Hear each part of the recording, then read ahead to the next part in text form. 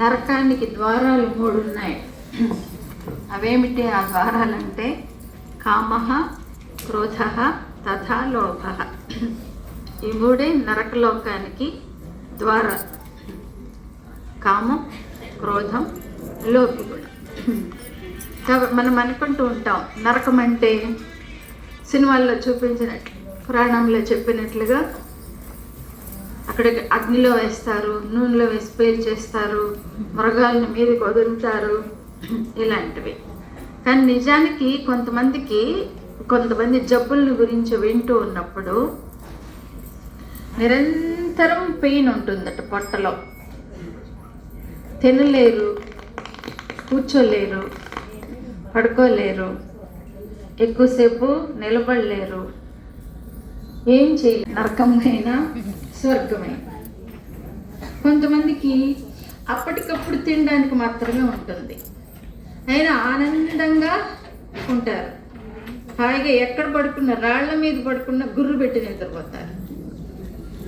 ఎలాంటి ఆహారమైన రుచులే తెలియవు వాళ్ళకి. ఆకలికి ఎంత పెట్టినా తినేస్తుంటారు, అరిగిపోతుంటుంది, రాళ్ళైనా అరిగిపోతుంటాయి. దాన్ని ఏమంటారు? అదే స్వర్గం.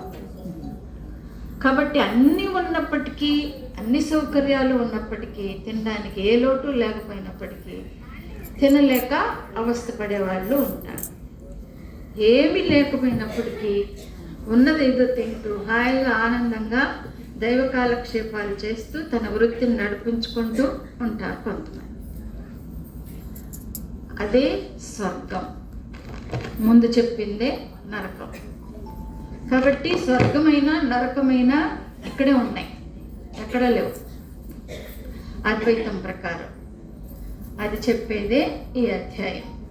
కాబట్టి నరకానికి ద్వారాలు ఎక్కడో లేవు, ఇక్కడే ఉన్నాయి. వీటిని, ఈ ద్వారాలని మూసేసుకుంటే మనకు అంత స్వర్గమే. కామం, క్రోధం, లోభి గుణాలు. అథ సప్తదశోऽధ్యాయః శ్రద్ధాత్రయ విభాగ యోగః ఏ శాస్త్ర విధిముత్సృజ్య